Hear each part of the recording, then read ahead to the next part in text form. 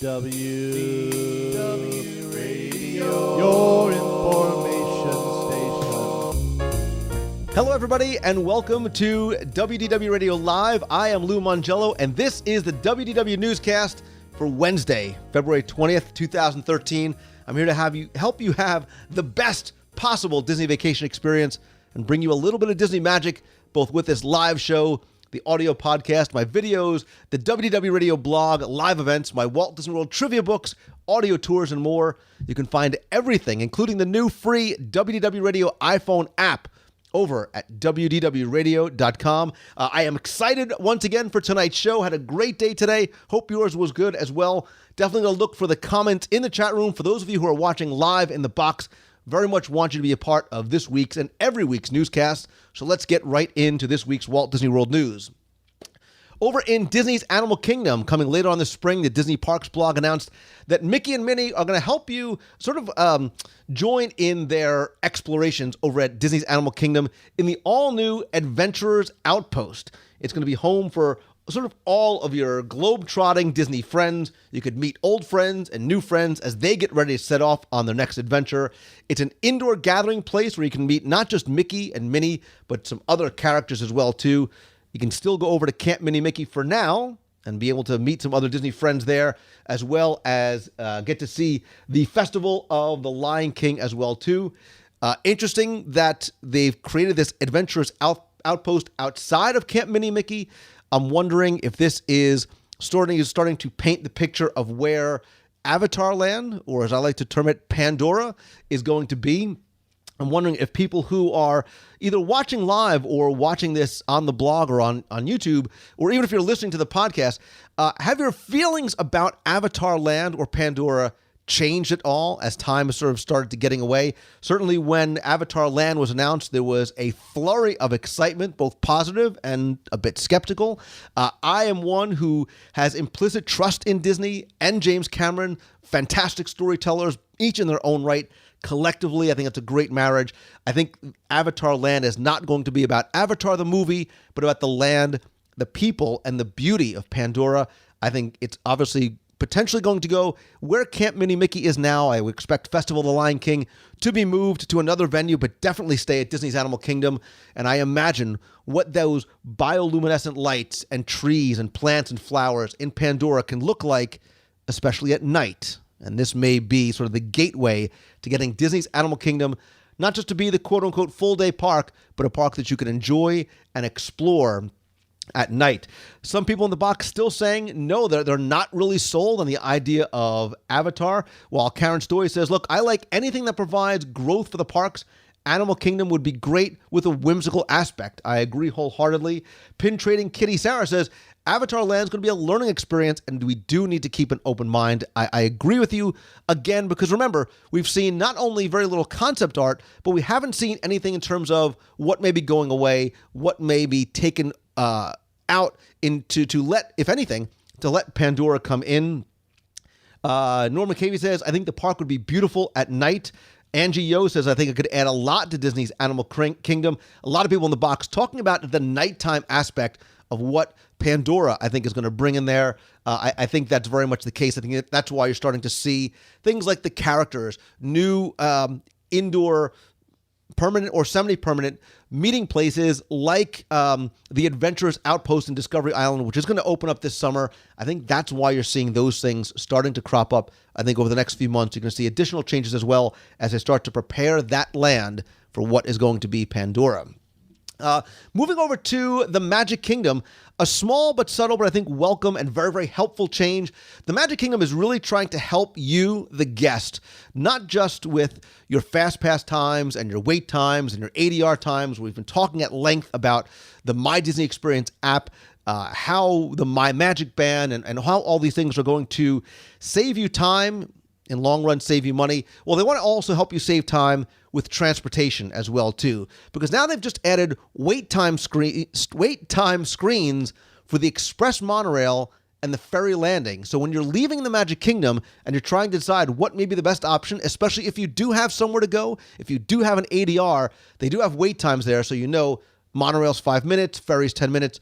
I'm a big fan of the ferry. As much as I love the monorail, I think the ferry and the boat rides, especially some of the smaller boats to the Grand Floridian and the Polynesian, are almost like attractions in and of themselves. If you can ride on the Richard F. Irvine or one of the other ferry boats, that too is a nice experience. So subtle, small things like that very much fly under the radar. I think this is Disney once again doing things to make our guest experience better that sometimes maybe they don't get credit for on places like Twitter and Facebook, because it is a small, subtle, but very, very helpful change.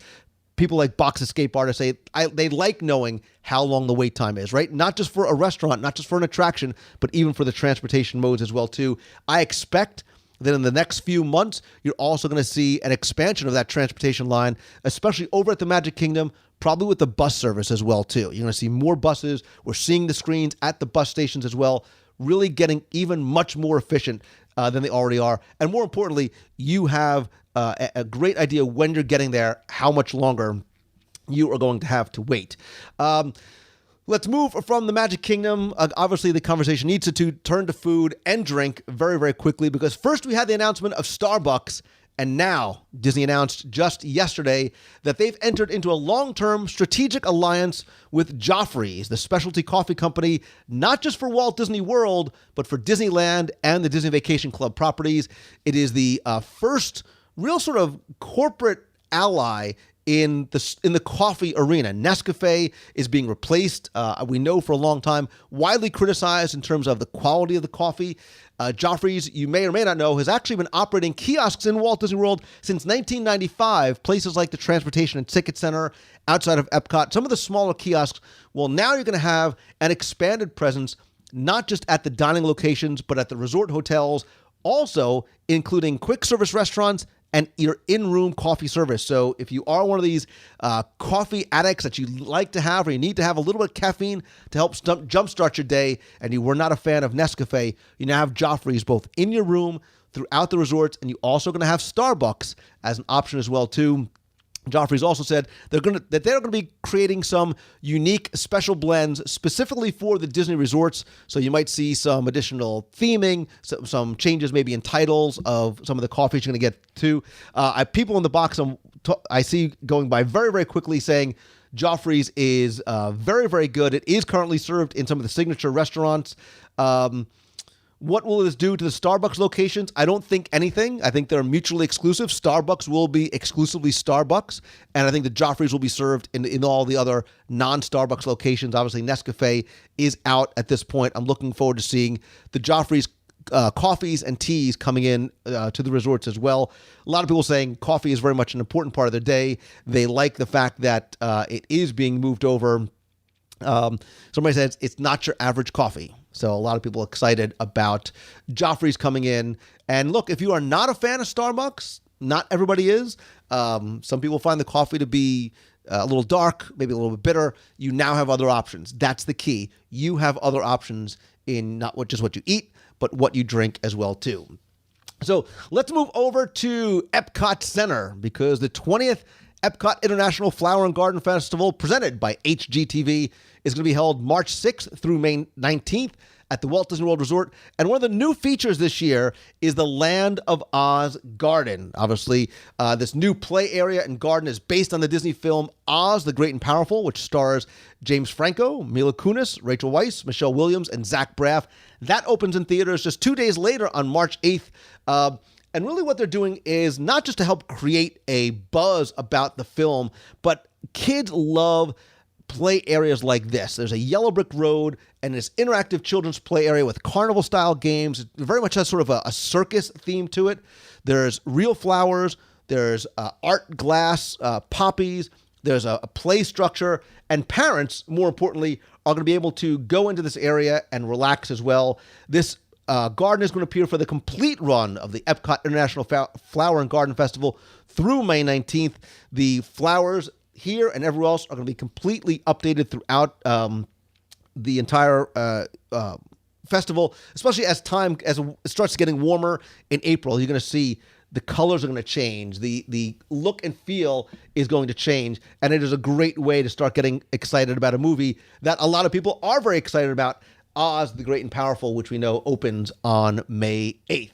Looking forward to see that. From what I understand, it is open now, sort of for soft opening. So if you are in Epcot this week or next week, you can definitely check out the new Oz-themed play area. And if you do, let me know what you and or your kids think about both the play area and the shaded areas for adults as well, too. Let's stay at the Epcot Flower and Garden Festival, because this week the Disney Parks blog announced a new element to the Flower and Garden Festival, right? We've talked about how a lot of food and wine, a lot of elements from Food and Wine Festival, the most wonderful time of the year, are coming into Flower and Garden, which excites a lot of people, especially those of us who are locals who get to go to festivals like this a lot. Well, now they're introducing something as part of the Magic of Healthy Living initiative to encourage younger guests to try new, exciting, and more importantly, healthy foods. It's called Disney TRYit, and you can look for the TRYit logo on a lot of diverse locations in the garden marketplaces and the festival center. Again, this runs from March 6th through May 19th.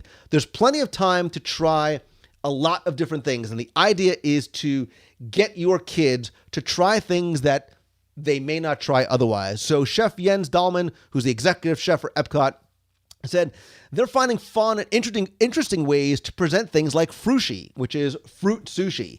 Other dishes like the watermelon salad combine familiar fruits that kids love with some unusual tastes like arugula and feta cheese, so it makes it a whole new experience for kids. We actually have a blog post that Christy Visaki put on the WDW Radio blog, because she, as a parent like myself, very excited about the idea of there being small portion dishes that give kids the opportunity to try something without having to buy them a full-blown meal, a full dish. You can buy them something, and if you have multiple kids, all the kids can take a taste, right? It's like a Food and Wine Festival, but for kids. They can get a small tapas-sized portion. You can buy one, and all the kids can sample it.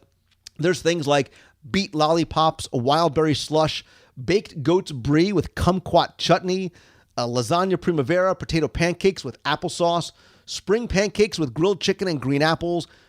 Forget the kids. I want to try these too. The watermelon salad, angel food cake with macerated Florida berries, ratatouille tart, Moroccan sweet pancake, Watercress Farms heirloom tomatoes with mozzarella, vinegar, and basil. To learn more about TRYit, go to the Disney's Magic of Healthy Living website. I'll put it in this week's show notes. And come over to the blog. I want you to see which of those you or your kids might be interested in trying, because I think this TRYit program, this TRYit initiative, is also going to not just be for the kids, but for the adults as well. People in the box are saying, so Glenn, Dr. Turner says, watermelon salad sounds incredible. Paul, I agree with you. This is very much going to require a research trip for the adults as well as the kids. So there's a lot of things I think to be really excited about, especially for this year's Flower and Garden Festival. You've got the food and wine aspect. You've got this TRYit initiative for kids. And I like the fact that there is this synergy between the parks and the films in things like Oz, right? You've got this play area that gets kids excited. It gets adults excited for it as well, too. I know a lot of people who are in the box now are talking about getting excited for the film, and I, for one, like things like the Avenger Rail, these kind of play areas, the Brave play area that was here last year. I think it's a great sort of mix and a mashup between two things, and it feels very organic to Flower and Garden Festival too. Speaking of blog posts, I also want to direct you over, for those of you who are watching live, you are in the box, as we like to call it. You are one of the box people, and I'd love for you to meet some of the other box people as well too. A box person regular, McKenna, did a great blog post this week where you can meet some of your fellow box people, get to know some of the regulars and the other members of the Box People family. Be sure and check out the blog every day over at WDWradio.com. Lots of great updates there, lots of guest contributors. If you want to be a part of the blog, let me know as well. Always looking for more input and for you to be a very interactive and immersive part of the show. Don't forget, too, a lot of events coming up. Visit our events page. We've got a meet of the month. Our next meet of the month is going to be in Walt Disney World the weekend of March 23rd. They have something special going on that weekend as well. Don't forget, too, tickets are now on sale for our event at the Walt Disney Family Museum on Saturday, April 13th. We are also going to Aulani in July. I'm going to Toronto, New York City.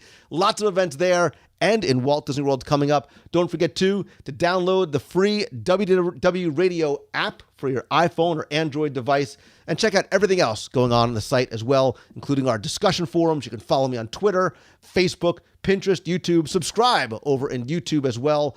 Please come by, rate and review the show and the app over on iTunes. Very helpful, very much appreciated. More importantly, don't forget to join us every Wednesday night at 7:30 p.m. Eastern right here at WDW Radio Live. You can be part of this week's newscast as you chat in the box. Please keep the conversation going both in YouTube and on the WDW Radio blog. I am Lou Mongello from WDW Radio. Thanks so much for watching. Have a great week, everybody. Create your own destiny. See ya.